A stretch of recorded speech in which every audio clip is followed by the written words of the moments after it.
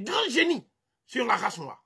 Hein? Donc, il y avait en Haïti comme un mouvement de libération du peuple noir à partir de l'idéal de Thèbes, à partir de Memphis, à partir de Hermopolis, et tout ça, parce que l'Égypte était devenue un exemple emblématique pour la lutte de libération du peuple noir d'Haïti.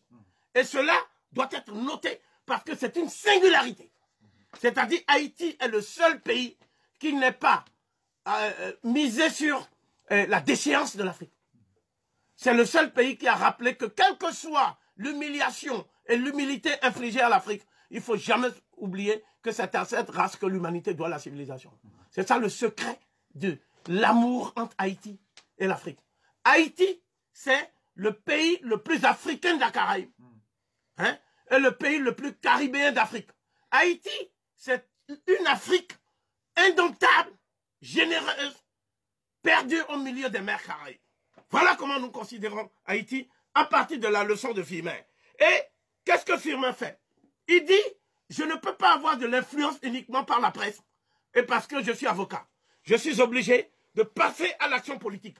Parce que les décisions qui font que l'Afrique se trouve aujourd'hui au seuil du bannissement de la race humaine, ces décisions sont prises par des politiques. Donc, Anténor Firmin se rend compte du rôle majeur de la franc-maçonnerie dans tout le malheur qui accable le peuple haïtien. Et d'ailleurs, les premiers qui vont le combattre étaient les francs-maçons haïtiens, hein, dont certains étaient des héritiers directs du premier député noir de France, c'est-à-dire Bellé, Jean-Baptiste Bellé, qui est souvent représenté avec le crâne de l'abbé Rénal, dont il était un disciple.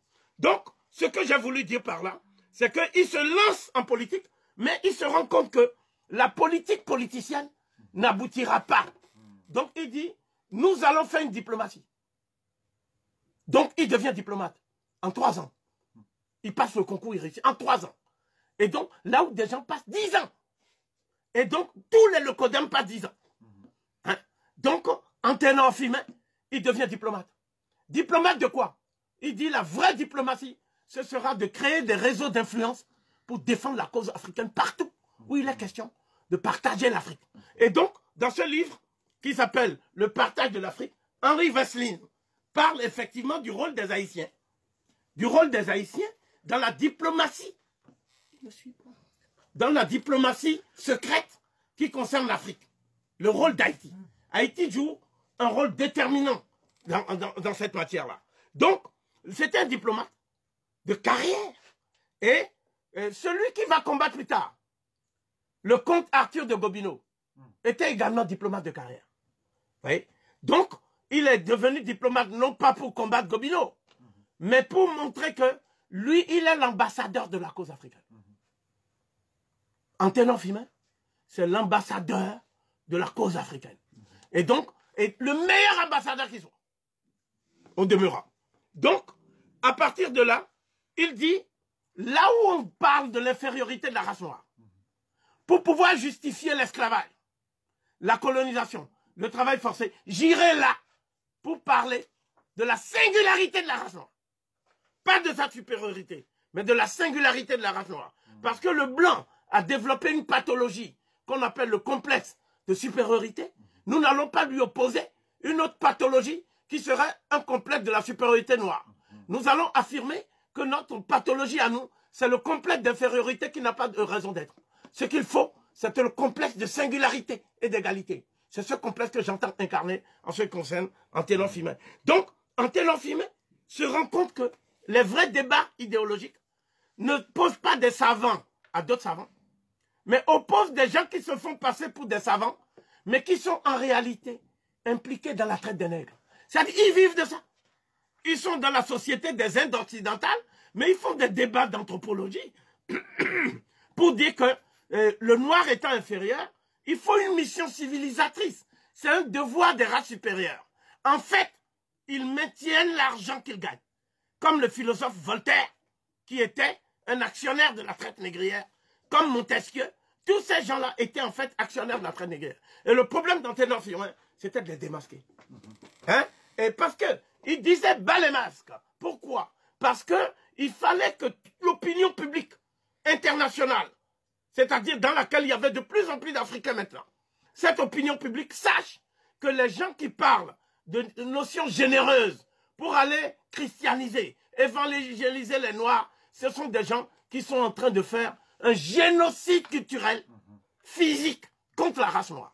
Donc, Anténor Firmin s'invite dans la société d'anthropologie de Paris. Son apparition est une apparition divine. Parce que Anténor Firmin, dès qu'il arrive, tout le monde s'agite. Je parlerai en particulier d'une séance qui est restée célèbre, où il arrive, il s'installe, on lui dit de se mettre derrière, dans le public. Et Anténor Firmin dit, j'exécute vos désirs, sire, en parlant d'un Leucodème qui n'est même pas roi. Et il va devant sa droite. Alors qu'il dit qu'il exécute le désir, il va devant. Parce qu'on lui pose la question, pourquoi vous mettez devant? Il dit, ma place est devant. Et vous allez vous en rendre compte. On dit, vous n'allez pas intervenir. Votre nom n'est pas sur le débat. Il a dit, je n'ai nul besoin d'autorisation pour... Lorsque la pensée se met en marche, elle ne demande pas l'autorisation à... comment il a dit ça? À la police de la pensée. Anténor Firmin va s'asseoir et pendant les débats, il prend la parole en disant qu'il est étonné par l'incohérence qui règne dans cette salle. Et donc, il a fait une envolée de 3 heures, à l'issue de laquelle l'Assemblée, constituée uniquement de racistes, se retourne et se met à lui faire une ovation. Donc, Anténor Firmin, c'était un génie tel qu'on n'en a jamais vu dans la race noire, excepté Cheikh Anta Diop et Imhotep. Donc, ce que nous disons, c'est ceci. À partir du moment où il fait carrière politique, il dit il y a des choses qui se passent que nous ne maîtrisons pas. C'est l'argent d'Haïti, ça va où? L'argent de l'Afrique, ça va où? Qui en bénéficie? Certainement pas les Africains. Donc il devient ministre des Finances. Et il dit, je ne peux pas être ministre des Finances sans savoir qui fait la diplomatie. Donc pour la première fois, il devient ministre des Finances et des Relations extérieures. Anténor Firmin. Donc c'était un homme qui cumulait les ministères. Et c'est l'époque où non seulement l'image d'Haïti et de l'Afrique était portée sur les fonds baptismaux de la diplomatie internationale, mais où il y avait une comptabilité rigoureuse. Les comptes publics en Haïti n'ont jamais été aussi sains, aussi assainis que du temps où il exerçait son ministère. Donc, à partir de là, il entre en conflit avec les